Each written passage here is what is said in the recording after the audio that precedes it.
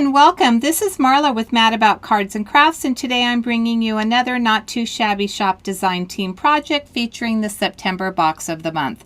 I'll quickly run through the products. I did want to remind you that there is always a playlist every month for the new box of the month, so make sure to check that playlist if you're looking for more details on the box. Here is the sequins. These are the sequins, I should say, and the ephemera that come in the box. There's a stencil that was designed by our very own Call Me Crafty Al. It's called Knit Diamonds. I'll be using that today. A stamp set that is called Hello Fall, I believe. Welcome Fall. And then another one that I used and already colored up because I was so excited when I saw this, that's called Autumn Vibes.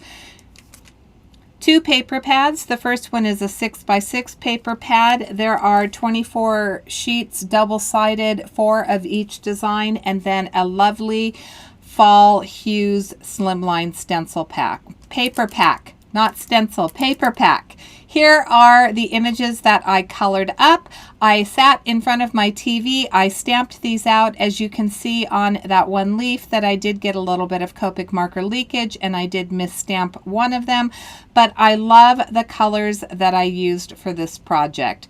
This is the beautiful Knit Diamonds background stencil. I do have some Crackling Campfire. This is an A2 size top folding card. It's a rust colored cardstock, and I'm going to do some stenciling. Now, 2 things. The first is I didn't use pixie spray on this, so you're going to see it move around and me reposition it. It's so beautiful. The stenciling came out perfect. Unfortunately, when I lifted up the stencil, because I am using the Distress Oxide, it wasn't as intense as I wanted it. I wanted a darker color, and I decided at the last minute to bring in my Crackling Campfire embossing glaze. And the embossing glaze obviously works very well with the Distress Oxide ink because it does stay wet a little bit longer. But because I didn't treat the paper with my anti-static tool, I do end up with a little bit of mis-embossing, so a little bit of clumpiness. The embossing glaze is a really fine powder, and it tends to stick to a lot of things if you don't use your anti-static tool. So here it is, the Crackling Campfire, again, tone on tone, and you're going to see how much more intense, and I like this so much better. I'll tap everything off. You'll see that it clings to a few areas I don't want it to, and that's when I decide to kind of change things up. So I can cut this panel down, which is what I do. I'm going to cut it in half, and I'm going to cut the embossed side to 4 by 5 1/4. I'll bring in a craft top folding card base that's 4 1/4 by 5 1/2 inches, and we'll just camouflage it. So here I'm adding my art glitter glue. I'll center this to the craft panel. I did cut out my images using my brother's Scan and Cut. I cut out 2 labels. So the first label I cut out of craft cardstock.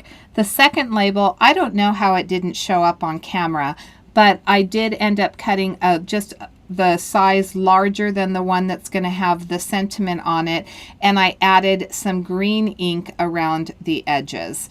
So I'm going to do some heat embossing. You saw that I did use my anti-static tool, and now you're going to see just how beautiful the Crackling Campfire does work once you use the anti-static tool. So I stamped it with the Crackling Campfire Distress Oxide.